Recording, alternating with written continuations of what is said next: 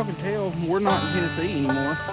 I decided to fish somewhere else, a little different today. Hadn't been down here in probably, oh shoot, probably 4, 5, 6 months. But this is Crater Mill down here in North Georgia. It's about 30 minutes or so from my house. It's a 168 something years old, so very old mill. There's a lot of bass in here, panfish, crappie, gar.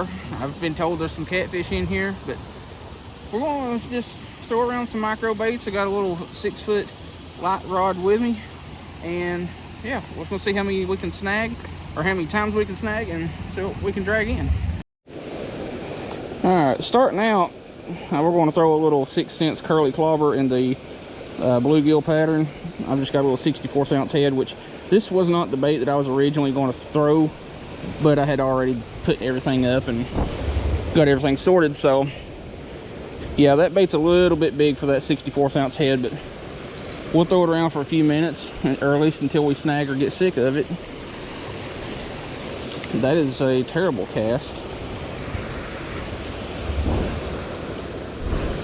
But this spot here is definitely real snaggy, and there's usually a lot of water coming over that dam, but there's a lot of water, or not water, but leaves and trash and stuff like that on the other side there that's blocking it. And what is the deal with my casting today? Look at this little shiner.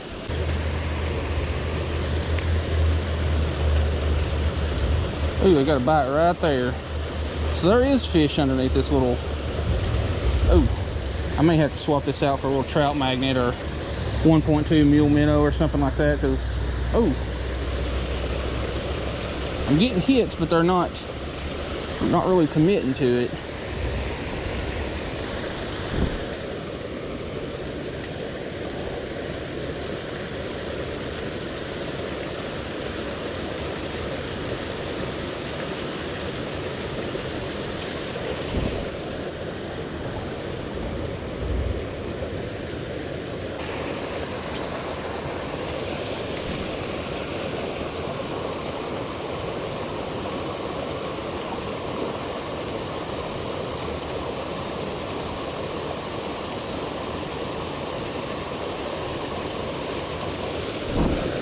Oh, dude, really?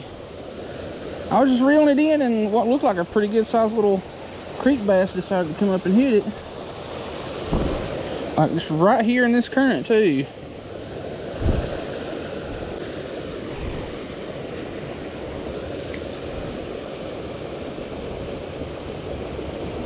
Got it. What do we have? What do we have? I was not expecting you to be over there.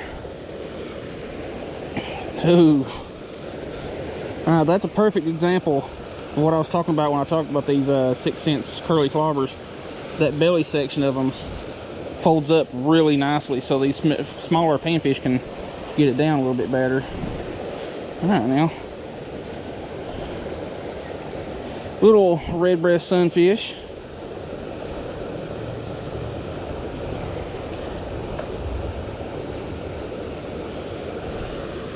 But yeah, this little belly section of these baits right here, it folds up, like folds out of the way whenever they bite them, so you got a lot better chance of getting them hooked up.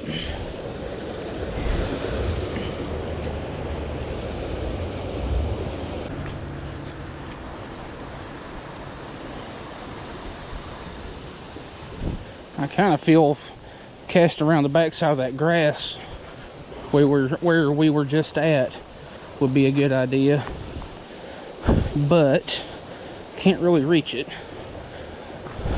So we're going to harass the bridge here, hopefully not sink up to our eyeballs or get bit by a snake.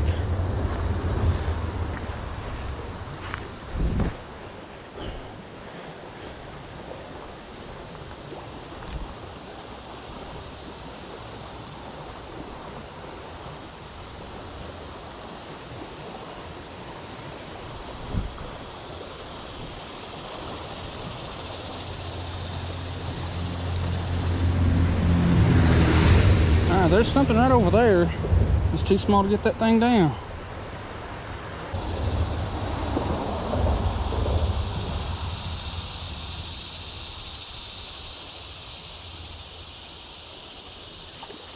Hey, that was fun. I watched that one swoop at it. Oh, well, thought you came off there. You just got hit by my reel. I promise I'm not as mean to these fish as I seem.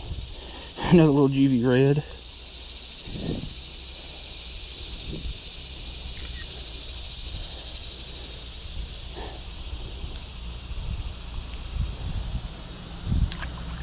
Skidoosh.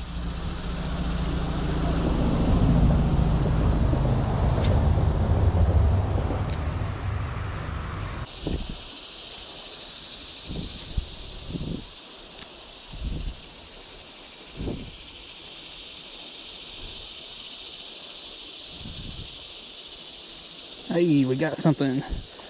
What it is, what it is. And it's wrapped around a stick.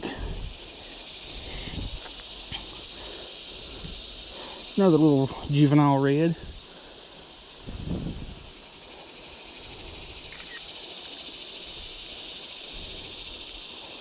On that 6 cents curly clobber. A little bit of a belly flop. Hey, I tell y'all what. It's like 10 o'clock and 85 degrees. I will thoroughly be glad when summer is over.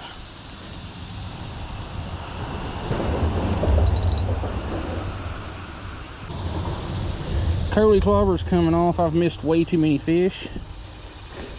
And I kind of want to get this backpack off because it's freaking hot. Actually, what do I have here? We're going to replace that curly clobber. If you'll stay still,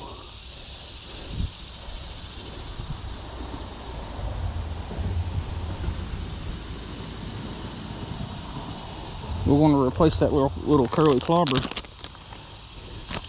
with a mule minnow in the 1.2 flavor.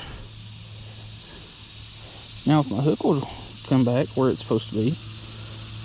Another thing with that little curl tail grub that was hurting me was that little tail was catching so much wind that it was killing my casting distance. I mean, I could make it about 2/3 of the way across this creek, but that's about it.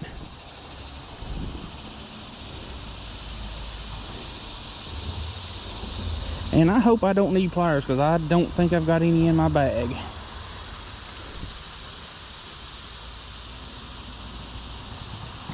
Hey, there we go. That feels pretty good.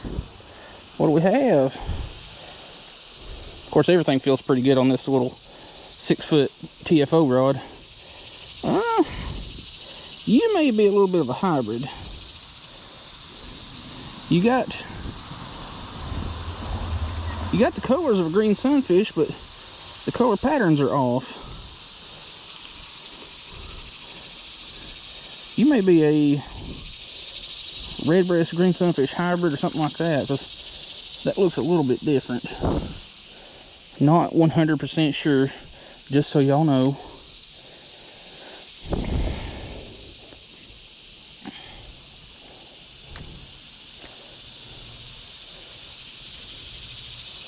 I ain't got a clue where that landed.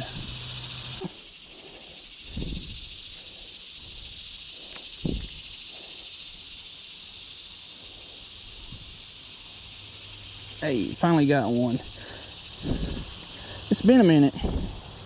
And it is a new species. Long-eared sunfish. I think he's got some kind of little parasite or something in his gills. I can't really tell. Long-eared sunfish are one of my favorite of the sunfish species. They're super aggressive. I think it's just a stick that's in his gills. But they're super aggressive, super territorial. Like they would rival green sunfish as far as being territorial goes. But I'm just casting right up against this bank down here and just pulling it up against the current, just jigging it. Trying to keep it off the bottom and out of snags. Now let's take this little walk through the jungles of North Georgia.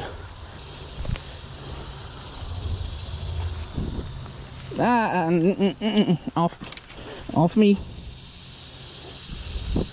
That was a, one of them things that has 8-leg kind of net, or nets, webs, whatever. No, no, no, get that crap off me. All right.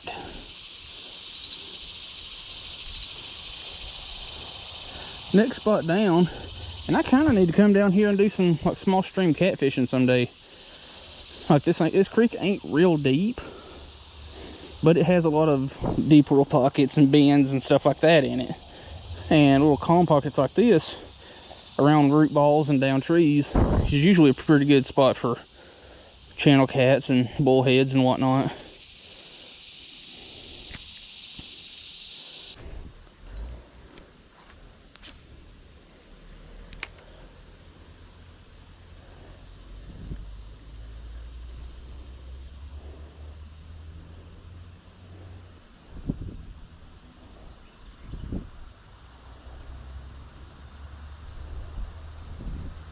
Ooh. Another long ear. Now we touch it so it counts. Another real pretty long ear. That one hit it about as hard as some of those red breasts we caught earlier. Like, these things are super aggressive fish. Like, super aggressive.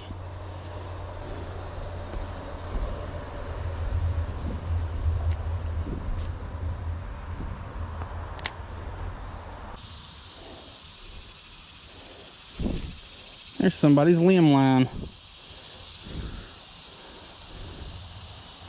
that they've left most of it hanging. I'm gonna be removing that before I leave. Because one, leaving your limb line around is just littering, and two, cord like that's actually really useful, especially making candle wicks. Oh shoot, I just missed one.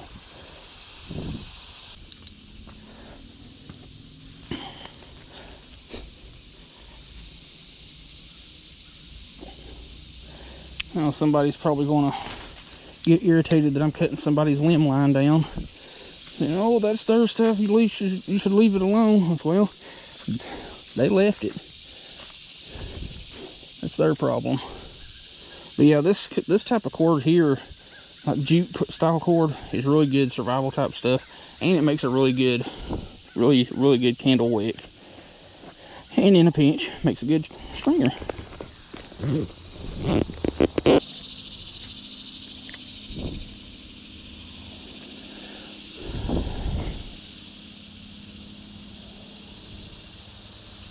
Oh, we got a fish. I thought I was snagged on something. Another long ear sunfish that is just barely hooked. We'll get you to where you're not going to go anywhere.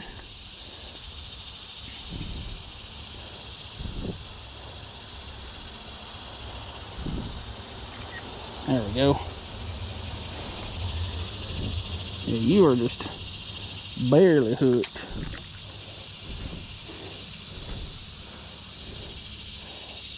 Now, last time I fished this, like I said, was somewhere between 4 and 6 months ago, when it was not 1.5 billion degrees outside, and I was catching some good crappie out of this creek, like good crappie, and some good coosa bass also. But hey, I'll take whatever is willing to bite.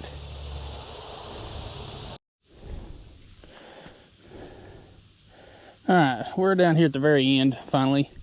And that was not the most fun walk in the world. It wasn't real far, but there was absolutely no shade on the path all the way down through here. And it's like 105 already. And I'm kind of surprised this tree right here hasn't fell, because, as you can tell, there ain't much underneath that tree anymore. And I just cast it right over the top of all that crap. This looks like a good spot to kayak. I don't really know too much about this creek, and maybe it runs into the Conasauga somewhere, which is really just down the road. Oh, that was quick. What are you? Another species for the day. I had a feeling there would be something over there behind that root ball. Little bluegill. Shoot, it's a stinky little fish too. I don't know what's with these fish. Now, used to, the last time I was up here, this whole spot right here was filled in. Now that it's drained out, I know how deep it is there. How I can fish it later. And now I know how deep to fish it next time if it's up.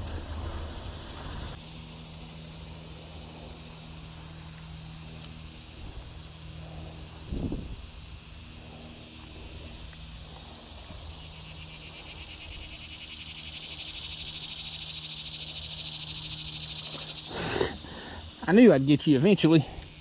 Every time I drag my bait right along this little corner right here. Chill. This little red or something down there would hit it. I finally got you.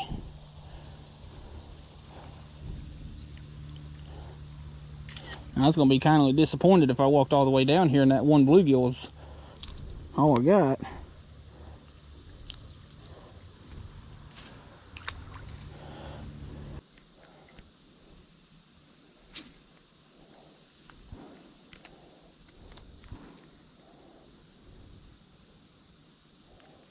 Hey, you finally got one. This one feels pretty nice too. Yeah, it's not as big as I thought. But it's going to be the last fish we bother with in this little section down here because they're just not all that active. So we're going to work our way back up here in a minute. But very pretty little bluegill. Got all sorts of colors going on there. Oh, belly flop, I'm sorry. But, you know what, screw it. No fisherman has ever ended a spot on a last cast. An official last cast, that is.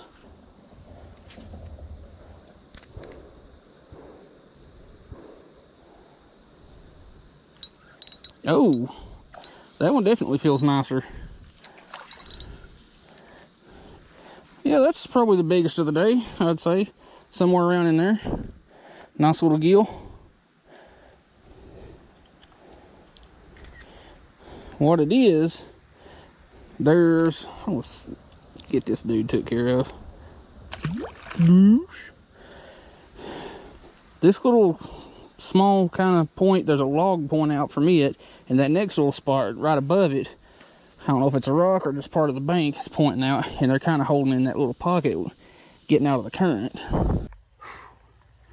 I forgot two things when we got here. One is something to drink along this whole little walk, which sucks because, like I said, it's like 105 out this afternoon, and I'm not entirely sure that I locked my vehicle when I parked.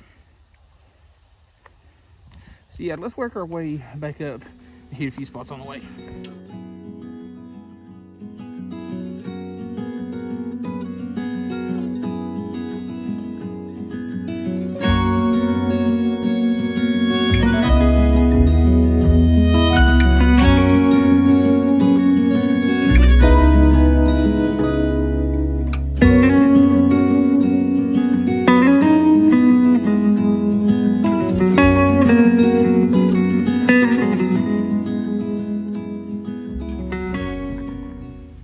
Save the Planet. It's the only one with cornbread. You know, I'm not going to lie with that one, or not going to disagree with that one. I love me some cornbread, especially honey cornbread. I think it's the Krusty's brand or whatever. Really good stuff. And a little bit of jalapeno every so often in my cornbread. It's not a bad little addition. And I just recently found out about half a jar of Cheez-It or Cheez Whiz or whatever the dip stuff is mixed in your cornbread. Awesome. Can't really taste the cheese, but gives it a creamier texture.